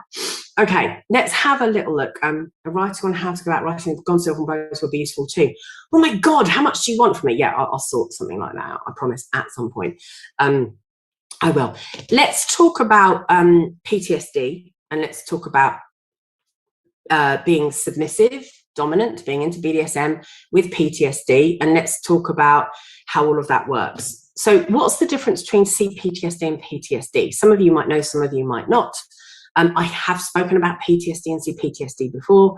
I think a lot of people who have a mental health diagnosis, especially when it comes to things like personality disorders, actually have trauma, and their personality disorder is a way of coping with the trauma. I think a lot of people who have serious addictions have some form of trauma. When I'm treating an addiction, I'm not saying stop the alcohol. That's not therapy, is it? It's like, why are you drinking? What's going on for you? What are you trying to blot out? What's happening? And then it's important that we then look at that, and we look at all the things that cause you to do that. And then people stop drinking. I remember once having someone here, he said, oh, thanks, Debs, this therapy has been really helpful. I'm so glad I've stopped drinking. I went, fuck me, we've just started. Do you think you're leaving? And he was like, well, I've stopped Nemoria. Poor Nemoria, I've just read what he wrote. Can I request people stop requesting writings, please? Actually, I want those writings as well, because he's trying to put together, bless him, I wrote 5 times, I think, in the last 48, 50, whatever hours. He's trying to put it together in a really easy way for people to have a look through it. So he's indexing it for me, because people say, where's your writing on that? I don't fucking know. I've got like 500 writings. I don't know where it is. You look through them. Don't make me look through them. So I'm making a more do it instead. I'm not. He's volunteered. It's very sweet. But he's like some twat. X writings in 12 hours. What's X? What's the S on the S capital? 4 writings in the last 12 hours. Sorry. Yeah, exactly. Sometimes on a bit of a roll. I have now, as a standard, put in the bottom, sorry, Nemoria. Have you seen that? You're always tagged into everything. It just says, sorry, because I'm really aware of that. However, I'm really excited because at the next LAM, I don't know if you know this, Jerry, but Carison and Nemoria are both coming down, and we're going to have lunch around 12ish if you want to join us as well. I will be there. Yeah, I will be there. We'll have lunch together, so I'm really excited about it. If anyone else wants to come along and they're at LAM, always come and meet me. I'll have lunch with you. I'm really happy to do that. Like, it's great. Let's all see each other. It's a really nice thing to do. Luke, this means you. So yes, come along for lunch as well, Luke. Come earlier. So he's doing that. So I'm really apologetic all the time. Every time I write, I go, sorry. I clearly don't mean it because I keep doing it. Again, boundaries. Right, so there is a difference between CPTSD, which some people call complex, and or simple PTSD. There are different ways of saying it. So the basic difference is not that it's complex. Is that lunch at the Ivy. That would be nice. I love the Ivy. I went there last time for lunch beforehand. No, it's at the venue. They do really nice lunches too, actually. So PTSD normally occurs after a single event. So that might be like a bomb, a shooting, an earthquake, rape, an attack, a bit of violence, one time you were mugged or something. PTSD is more likely to happen around a singular event. CPTSD is associated with repetitive, repeating, continuous forms of trauma. So it's more so like if you have a death or something, you might get PTSD. If you have a child who's consistently bullied years and years and years and years, it's more likely to be CPTSD, but not always. And everyone says, is one worse than the other? CPTSD is a little more complex because it's got repetitive pattern behavior. PTSD can often be a little easier to treat. Little bush baby. I met you, Debs, at LAM, and you helped me understand me and my CPTSD. Thank you. Oh, thank you for saying that. I really appreciate that. That's really kind. Thank you. That's me, bullied for years at school. Right, and this is really important to fill in. Not everybody who has an experience that can create post-traumatic stress disorder or CPTSD actually has it. Some people can be attacked, mugged, lose a baby, have the most horrendous birth, have the most horrendous shooting at a mall you're at. Let's go very American, or at school. Let's go very American again. That sort of stuff. So what we've got to remember is that sometimes people don't suffer any trauma from this stuff whatsoever either. a lot of people think, oh, I've been bullied, therefore I must have trauma. That is not always the case. Or I'm not saying uniform, I'm talking generally. So, and people say that's the way it is. So we've got to be really careful about what we claim as trauma and what we think is. Oh, I've been traumatized by that. What I hate is how much we have incorporated psychological language into everyday conversations. You know, and that's a really important phrase. I really wish people would get it. Everyday life, things like, you know, oh, it's my favorite. I talk about it a lot. Well, you know, it's because they're narcissistic. Oh my God. Are they? Are they? Or are you describing some of their behaviors? Are they an actual narcissist? Yes. Who diagnosed them? Well, no one. You know, and I see it an awful lot in my therapy room where a parent brings along a child. I mean, Jesus Christ, if you want to go back to Munchausen's or fabricated illness, which it's now called, a lot of children are getting fabricated illness by proxy around mental health because their parents are saying to them, oh, yeah, no, that's awful, darling. You are definitely traumatized from that. Are they? I think you're making that happen now. Or you have anxiety. Do they? I don't think they do. So please, we've got to be really careful. Little Bush Baby, I didn't know I had it until my breakdown a few years ago, and what I thought was normal wasn't. Yes, and that's the other thing. We can live in a constant state of this is very normal, but actually it's not. And then we've got people who are absolutely fine, people who are absolutely coping and look like they're fine, and people who are not fine and have different ways. So that's quite difficult. So what is PTSD? What does it look like? What are we talking about here? So if you've got any form of post-traumatic stress disorder or CPTSD, let's put them both in a very similar bracket. It means you've experienced something that has put you out of sorts. It means you've experienced something that you're not okay with. For a while after you've experienced something, it's really normal to have a response to it. A lot of people say, oh, I think I've got depression, or I think I've got this. No, that sounds really fucking normal to your life situation right now to me. Again, we pathologize fairly quickly. So we might have experienced something really shocking, something awful. And then what we've got is our parasympathetic and our sympathetic nervous system. Our parasympathetic nervous system is the stuff that just keeps us going every day. You're shitting, you're pissing, you're breathing, your normal stuff that just keeps you going, whereas your sympathetic nervous system is your responsive state physiologically when something traumatizing happens to you. Lots of people know it as fight or flight. It's actually fight, flight, freeze, friend, fuck, foe, flop, fawn. Wow. It's a lot of things nowadays. So a lot of people have sex when they feel really traumatized because it's better that than nothing. A lot of people will fawn. Yes, whatever you want, I'll be your friend. A lot of people will just keep really still because that's consensual, isn't it? They didn't move. They didn't say no. Okay. And more, it's amazing how many people are qualified to make diagnoses. I am not qualified to make a diagnosis. Okay. I am not qualified.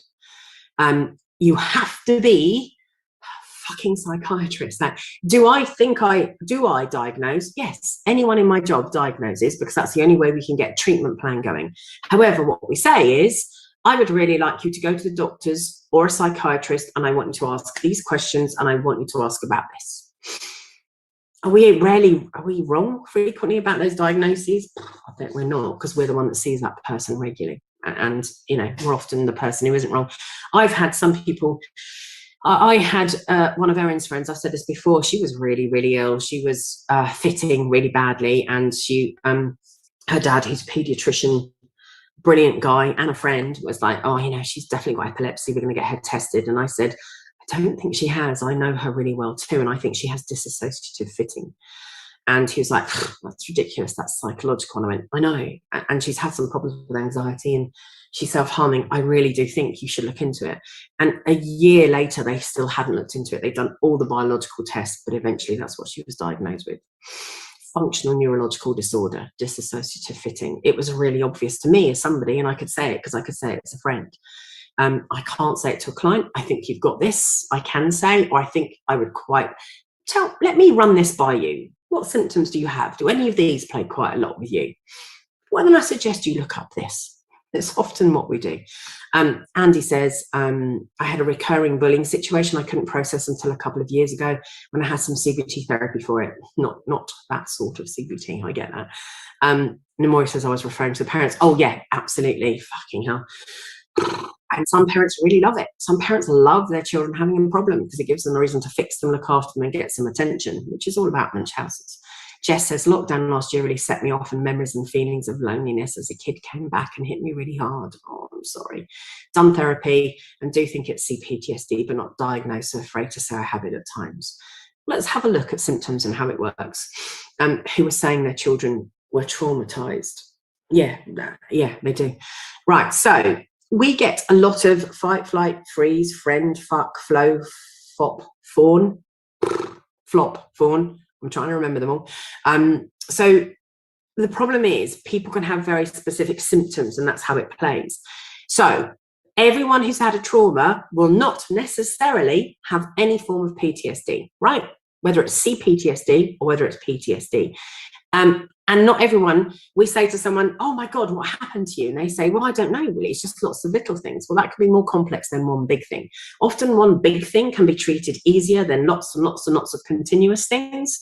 So anyone who is a professional therapist will agree with me on that. Sometimes if you've got one focus on something, that is easier to fix than a consistent form of abuse, which brings in I'm worthless, I hate myself, I'm not okay, nobody loved me, and all of those things. And often it isn't that nobody loved us, but that's what our brain does to us. So in order to be diagnosed, you have to have symptoms for quite a while. Sometimes it's anywhere between 1 month to 3 months. Longer in the UK often. You'll be surprised how long you need to have symptoms in order to say that you've got something. What sort of things are you looking for? Reoccurring flashbacks of symptoms and avoidance symptoms. We'll go into this. We'll have a look at it in a moment. So some form of avoidance symptom they need to have in some way, shape or form. They're probably going to have had at least 2 or 3 forms of arousal symptoms. We'll go into that in a minute as well. And they're probably going to have at least 1 or 2 cognition symptoms as well, right? What the fuck does all that mean? You know, I hate using those words. I like plain old language, right? Re-experiencing symptoms, what are they? That's your flashbacks.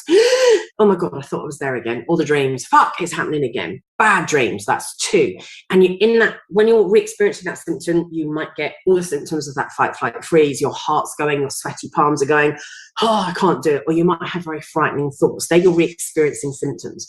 And they want you in the last month to have had at least one of those for a diagnosis of PTSD. So it will impact your everyday routines. It will stop you from managing. It will stop you from being okay. Avoidance symptoms. With avoidance symptoms, they're looking for at least 1 in the last month or 2 as well. Avoidance symptoms are, no, I don't walk around there anymore. I don't go past the churchyard, or I can't go there. Oh no, I'm not going to the shopping mall. I haven't been shopping in ages. I'm not doing that. So that's a form of avoidance, staying away from something physical. However, we can also have avoidance symptoms that are more psychological. No, I don't really remember it. No, I'm not even thinking about it. Nah. And we're actively avoiding things that trigger stuff. No. Right, we also expect someone to have at least 2 forms of arousal and reactivity type symptoms. And Andy says, I had the same scenario playing over and over in my head when I was in the physics class with this person, which is one of those symptoms. It's a reenactment. Arousal. What arousal symptoms and reactivity symptoms? They are exactly what they say they are. They're a startle. Fuck, you know, like when someone raises their hand and you flinch, you're like, fuck, why am I flinching? Shit, fuck, piss, bollocks. Or, you know, like, oh, something's happening to us. So we'll have it, they're all about physiological symptoms. Catch our breath. Or we might be very on edge. We're meerkatting all the time. That is, I love that expression. It's mine. I don't care. I'm going to own it. It really makes sense. You know, meerkats, they're like this all the time, aren't they? What's going on? What's going on? That's what meerkats do. And that's an arousal and reactivity symptom that we can have. We meerkat. It describes it perfectly for me. You might also have trouble sleeping. You really can't sleep, or you're sleeping too much. Both are arousal and reactivity symptoms. And the last one will be tattoos itching. Sorry. Angry outbursts, where we turn around and say, oh, fucking just lose our temper, and we don't really know why, in some way, shape or form. So, and we expect people to have at least maybe 2 of those over the last month or 2 as well. We also expect people to have 1 or 2 cognition and mood symptoms. So what do they mean? Cognition is all about your brain, how you think and what you do. So that would be what happens. Well, you know, I think I've told you, it was the what people don't really remember, and they're certainly not going to remember key things. There was a very famous case of a rapist who they looked for, I've said this before here, they looked for a guy who basically looked like Bob Marley, because that's how she described him, and it turned out it was a 21-year-old red-headed white-skinned lad. The issue was where she'd been choked and held over the back of a bed and been brutally raped. She was looking at a picture of Bob Marley. That's why memory is not allowed in any way, shape or form in court as a very reliable witness. It's not, because our memories fuck with us. So that sort of stuff as well. If we are very negative about ourselves and we start to think very negatively and bad about ourselves, that's going to be a symptom as well. If our feelings become ones of shame, where we blame ourselves, that's my fault, I did it, I asked for it, I sorted, no, that's mine, that's my bad, that's a cognition or a mood symptom. Or it might just be the lack of interest in life. So, and cognition symptoms are interesting because they can start after an event, but they can go down and up. They really vary. So it's natural to have some of these for a good few months after any event, right? It's normal. What you will find often with PTSD or CPTSD is people will have other comorbidities. They will have things like depression, like anxiety, like dangerous, it could be that they're over-sexualized. It can be that they're under-sexualized. It could be that they use a lot of, what's the word? Drugs, alcohol, that sort of stuff. Substances, that's the word I was looking for. Fuck me, I can't think tonight, sorry. They might use a lot of substances to try and alter their state of being, where they are and how they are. And they probably will have some form of, like I said, of anxiety as well. Children and teens have slightly different process and brain and memory systems to fully grown adults. However, what you find in a child is they'll go backwards in some of their major milestones. They'll do things like maybe not be able to talk. They might do things like they might wet the bed. They might become aggressive themselves and reenact some of the things that happen and become aggressive to other children.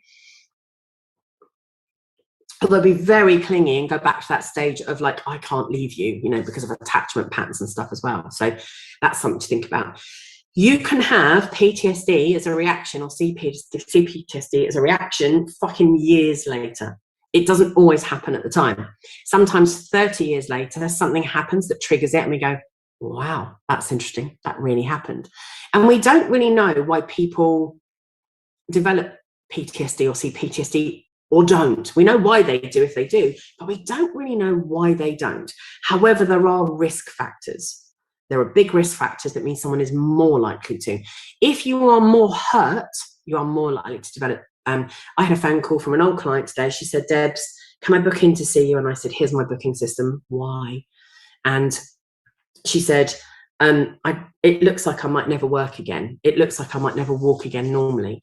I had a really bad accident. I broke my ankle, but I didn't just break my ankle. I shattered every bone in my ankle. And I can't walk and I can't do stuff. So, and she said, I am going mad. And I said, absolutely, book in whatever. It's probably going to be a form of PTSD that I'm treating now, because like her life will never go back to normal. She was a teacher who stood, blah, blah, blah, blah, blah. So when we're hurt through something, we're more likely to get PTSD from it. Or if we see someone else really hurt, or if we see a dead body, much more likely when you're witnessing something, makes a difference. If you already have some form of trauma in your life from being a child, and then you see something awful or something awful happens, again, very likely. It's awful, isn't it? It's a horrible story. And if we experience utter helplessness, like powerlessness was the word I was looking for there, sorry, if we feel powerless in it, we're much more likely to get PTSD. Again, not everybody. It also depends what other stress factors are in our lives as well.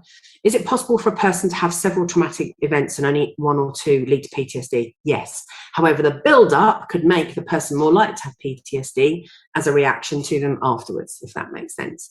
So yes, it is possible.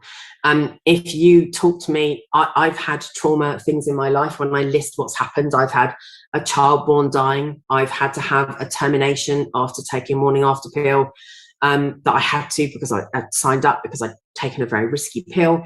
I've had a daughter born dying. I've had 2 house fires. I've been raped and taken down a flight of stairs literally by my ankles and my face. I was in hospital for 3 days. Can't even really remember what happened. However, the other thing that traumatized me with that, if you want to take it as trauma, is my friends broke the guy's ankles because it was a friend of ours. I've had a seriously horrific divorce. My youngest daughter was born dying, and she had 5 loads of major surgery in the first 5 years of her life, and I saw her through all of that. I have had cancer. My sister has cancer, and my sister's been living for 11 years, even though she was given 3 months to live. My mum died in May. I could carry on with that list. I've written about it before. However, do I have PTSD or CPTSD? No, I don't. And that's interesting, isn't it? Why don't I? Why don't I? What happened? What's different? Thanks for the Geese, Domina and Gallant. Little Bush Baby, could OCD be a side effect of CPTSD? Yes, it could be. So it's not a side effect, it's a comorbidity. When we really feel that we have to control everything and make everything okay, that's one of the reasons that we do that. So that makes a real difference. So you need to see somebody who is a fucking professional about this. There are no ways around this. I was talking to someone earlier, and I love her as a client. She's such a fucking gift to work with. She's so open-minded, and fucking love working with her.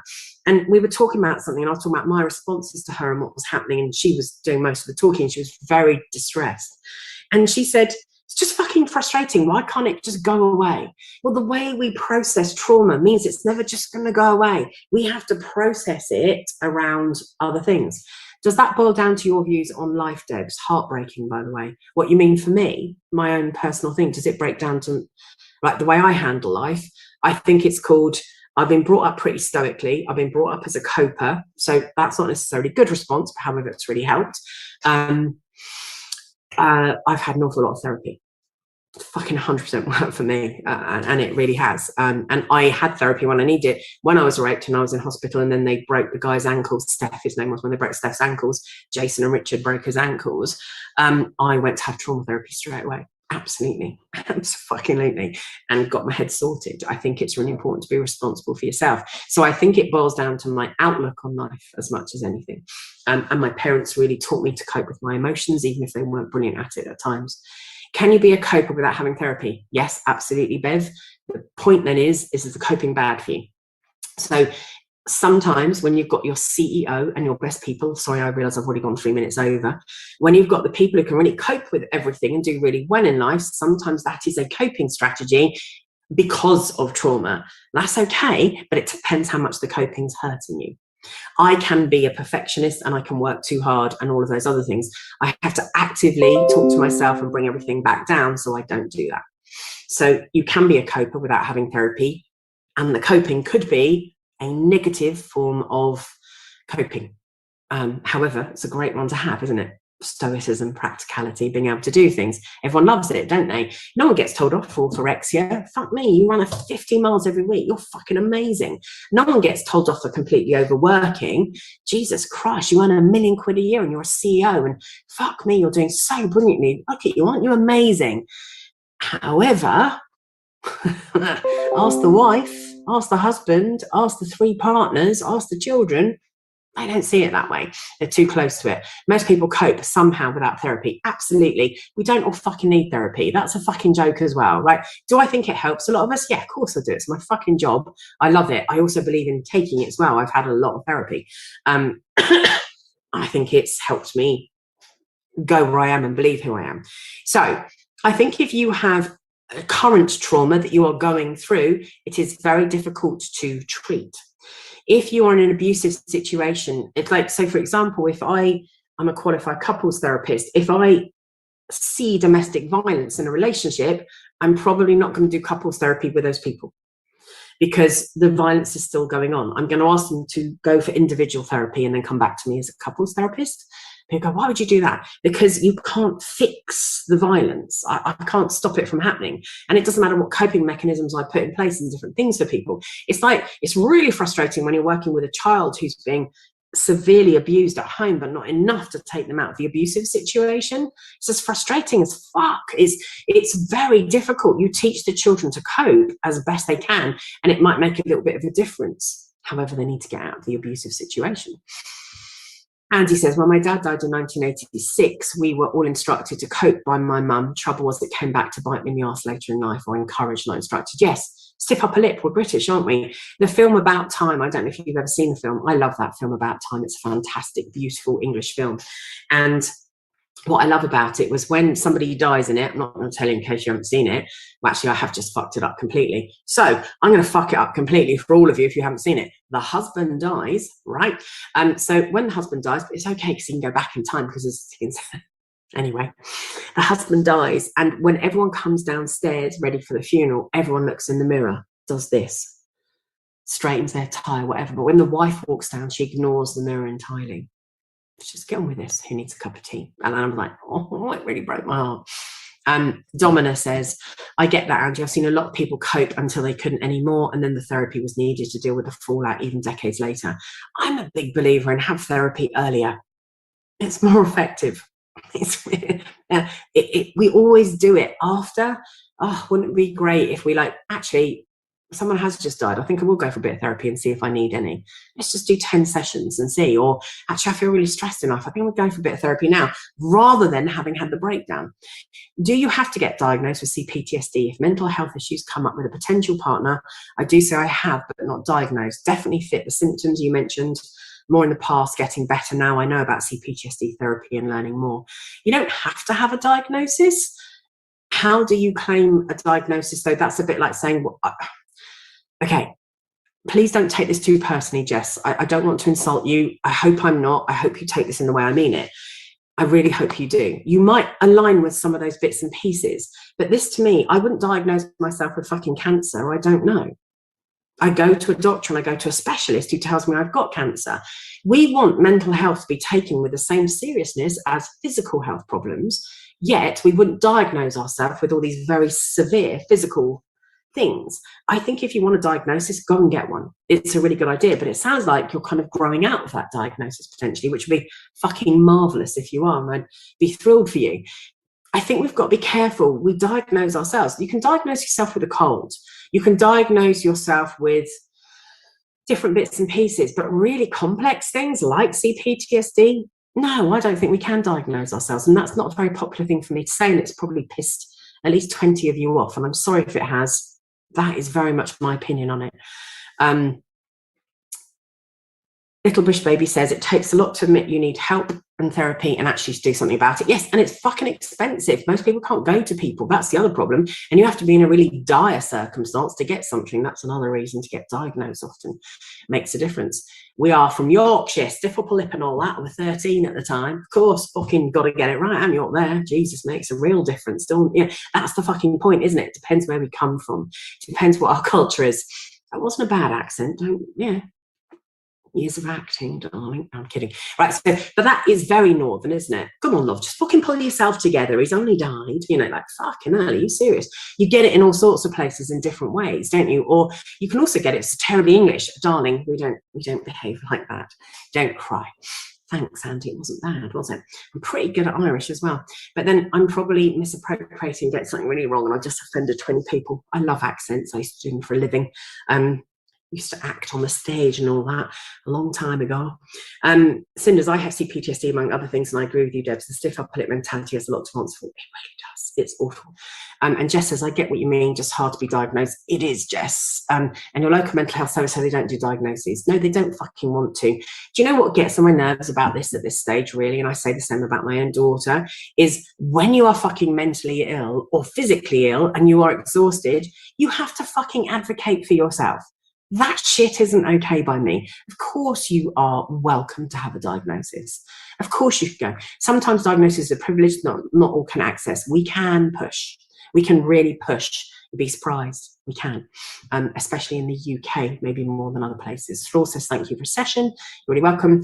Kirsten says, I had depression for 20 years. It took my mum's death and grief counselling, which I sought immediately to finally clear my depression.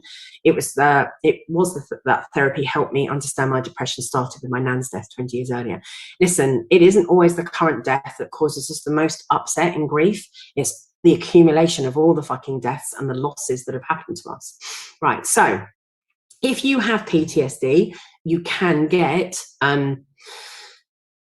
some form of what's the word? Medication. Fucking hell, I don't know what's going on with me tonight. So you can get medication. So the medication is going to be basically antidepressants of some way, shape or form, which help us control the feelings that are a result of that.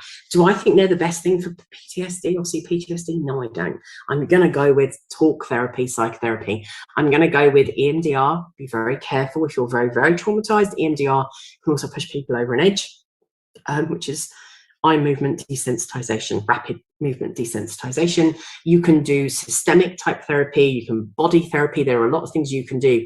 Please, if you go and see a therapist, ask them what their qualifications are in trauma. What experience have they got? What have they done with it? Because a lot of us talk about things like that. So I think as well with PTSD, what you've got to do is exposure therapy to a certain extent. That's not very nice, but gradual exposure on how to do this in a safe way. Let's take you to the mall. Let's do things. Sorry, Jerry, I will stop in a minute. Enjoy your dinner. Love you too. And you can also do cognitive restructuring, which is all about bad memories and how to change them as well. I find that my GP, Cinder says, don't have the skills ability. No, they don't. The little bit they study is about this big. I can't tell you how many doctors I have as clients and patients myself. There are waiting lists that you can get on for therapy, but yes, there'll be an average of 6 months to a year, even for children. Luke says, someone I chatted to said he didn't get therapy as a child. When his mum died, it's affected him a lot now. And even though on medication says he would have been so different, he had it at the time, he still needs to do it now. Cara, 6 months is short for a waiting list for mental health. Up here, 3 years, a friend of mine's been waiting. Also, get to charities. Like, go to a charity. Or I've got people who scrimp and save. Like, I have 2 free spots. I see 2 people for free every single week. Plenty of us do that sort of stuff. I have a fucking big waiting list for that now. So you can do therapy and different things. I was going to connect it to BDSM, but I'm not going to spend ages on this. I'm just going to say what I think about this one. For some people, some of the time, people who use BDSM to help with their PTSD or their CPTSD, it might work for them for a while. It might help them have some confidence.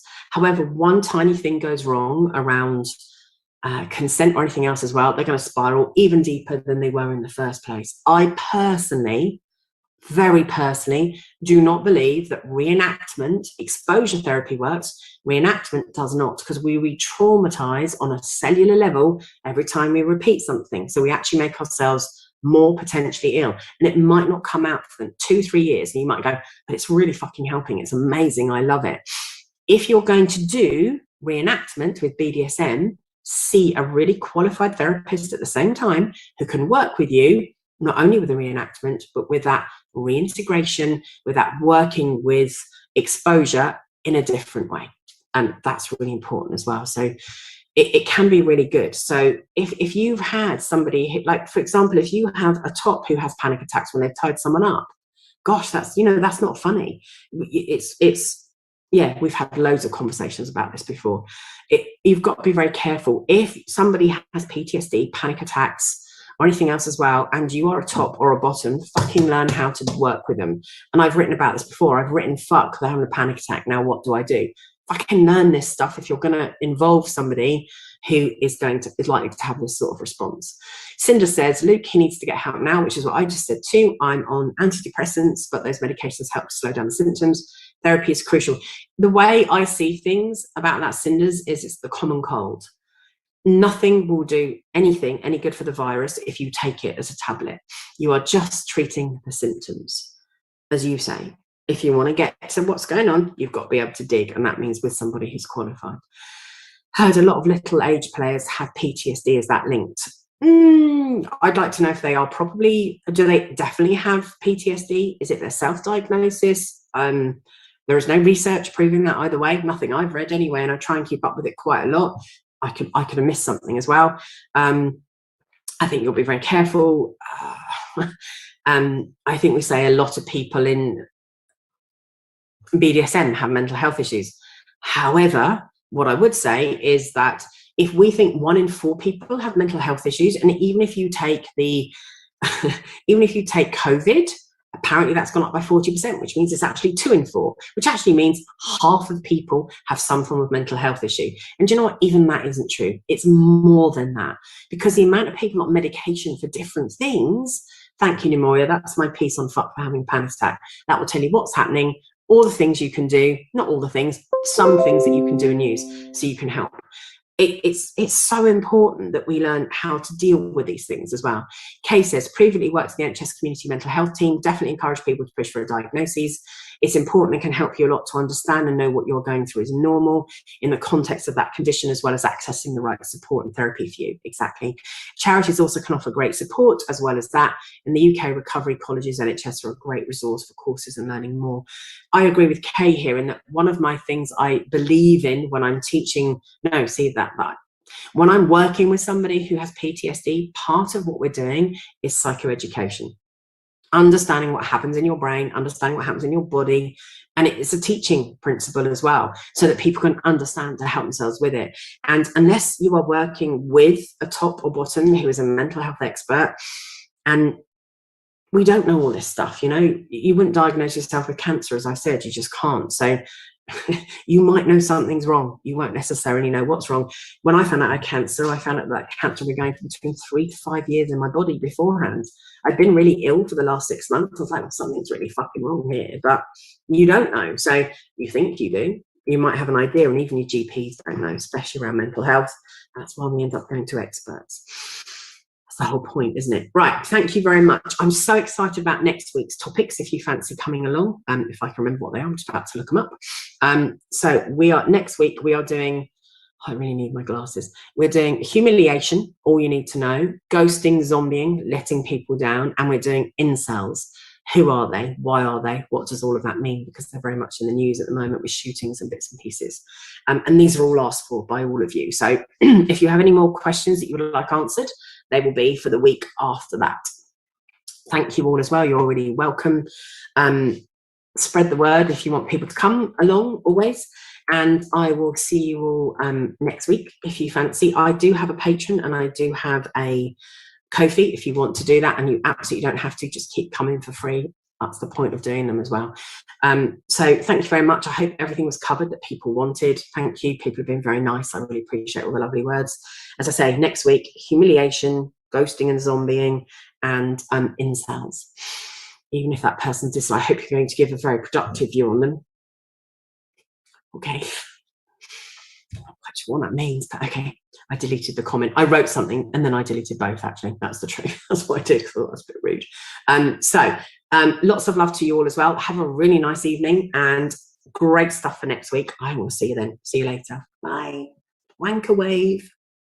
Bye. See you later. Bye.